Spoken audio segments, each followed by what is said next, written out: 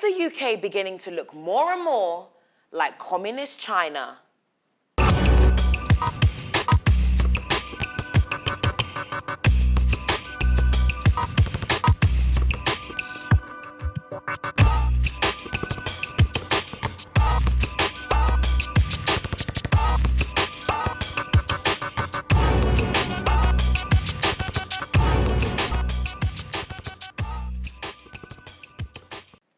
Hello, my name is Nissy Tee and welcome to Watchman News. Breaking the breaking news. On the 22nd of March 2021, news began to spread of a young man by the name of Richard Okoroghe, who went missing after telling his mother, Evidence Joel, that he was going to see a friend. According to his mother, Richard had been shielding for most of the pandemic as he suffers from sickle cell disease. According to Miss Joel, Richard would only leave his home for doctor's appointments or when he had regular blood transfusions. But on that particular evening, he told his mother that he was heading out to see his friend. His mother, of course, didn't think anything of it, as they had a friend who lived below them in their flat, a friend who Miss Joel thought her son was going to see. Now, after he did not return home, news quickly began to spread across social media, with people sharing his picture and updates, asking that people go to the police if they knew anything or had seen him. According to initial police findings, it was stated that Richard was seen via CCTV leaving his home address and heading towards Ladbroke Grove at around 8:30 p.m. CCTV footage then showed him wearing all black while he carried a black Adidas side bag across his lower back. Further police investigations indicate that he then took a taxi from the W2 area of London to a residential street on Smarts Lane, Loughton, heading towards Epping Forest at around 12:39 a.m. on Tuesday, the 23rd of March. And just a few days ago, it was reported that a body was found in a pond in Epping Forest that matched his description. This, of course, was news that Miss Joel took as any mother who is worried about the safety of their child would, in complete shock and fear that the one who she calls her breath, her reason for living, may not be here anymore. There is yet to be a confirmation of whether or not it was, of course, Richard's body. But while Richard's safety has, of course, been the main concern, a number of people did raise concern over the response of the missing child. It is alleged that when Miss Joel did contact the police in relation to her missing son, the response that she got was, "If you can't find your son, how do you expect police officers to find your son for you?"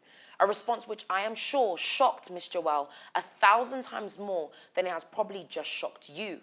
Now, can you just imagine for just a second that your son, a son that you say is a good boy, a great student, and you go to the police, the very people that are supposed to help you, and tell them that your son is missing, and they essentially turn around and say, "What do you want us to do about it?"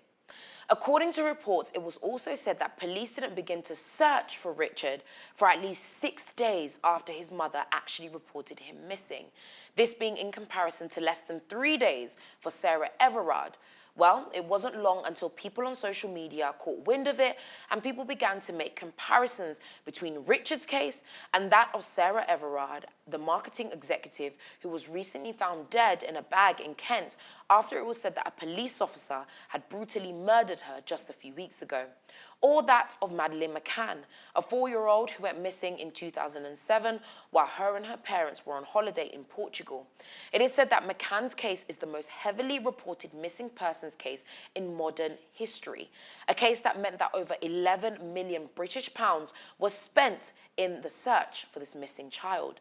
Now, people quickly drew up the comparisons, saying that if Richard was a white woman, would he have gotten the same response? Now, you know I never like to bring arguments down to black or white, as it often isn't. But because of the times we're in, where racial baiting sells, it can too often be portrayed as such. But on this occasion, I have to call a spade a spade. The complete disregard for this human life, this complete lack of empathy, sympathy, and even thought for this young black boy reveals why there continues to be a distrust that many people, especially those from, and though I hate to use this term, I'll use it for this context, people from ethnic minority groups have of police and other institutions across the UK. Now, I'm not here to, again, continue to dig deeper into a divide divide that I see no end of until we're able to come together. But it is important to pull out some of these ugly areas and look it in the face and say we have a problem, and what on earth are we going to do about it? People ask the question, so now I'm going to put it forward to you. Do you think that the fact that Richard was a young black male played a part in how the police responded, or their lack of response altogether? Is there a level of hyper-awareness when it comes to a young white, especially if she's a woman who seems to be in danger? A hyper-awareness and a visibility that black people just don't get? Like I always say, this is never a monologue, but this is always a conversation. So whatever you think, right here, you're allowed to have an opinion, whether we agree with it or not. So please do leave a comment below and share your thoughts. Just a few months ago, I reported that UK Vaccine Minister Nadhim Zahawi wanted to implement what many are calling vaccine passports, essentially a document that would let business owners and other service providers know whether or not you had received the vaccine, something that would potentially give these very people the right to deny you access to an establishment such as a pub or a theatre if they didn't want someone who was unvaccinated in their space. The word has been circulating across social media, and Mr. Zahawi, Prime Minister Boris Johnson and the government very quickly shut down these comments and made it known that there was no talks of such a thing happening. Well, this was a few months ago, and just like I said then, I'll say again now. Governments, especially our beloved UK government, love to make a U-turn, especially when it comes to things to do with the vaccine and this current pandemic. Right here in the UK, according to recent reports, COVID status checks, aka COVID passports, could become a part of our lives, giving businesses the ability to check if customers are safe to enter. But get this, provided they are not breaking equalities laws, according to the government. How on earth those equality laws can't be broken when you have something like a vaccine passport that will either give you access or deny you access to a particular place is beyond me. Now, Vaccine Minister Zahawi made it very clear that he believes that considering these vaccine passports is the responsible thing to do, stating that while requiring people to show certification before entering some venues does throw up a number of difficult ethical questions, it was something that should at the very least be trialed. It does appear that there has been growing backlash, with even those that some may have thought would be for it, such as MP Diane Abbott and 70 other MPs, standing against COVID passports, with many saying that it would be discriminatory and extremely divisive. It is alleged that COVID status certificates would show one of three things: that a person has had a vaccine, a negative result from a lateral flow or PCR test that day or the day before, or have proof of natural immunity, such as a positive PCR test in the past 6 months. And while this all happens around Mr. Johnson, he did stress that thinking remained at an early stage and proposals were not yet drawn up.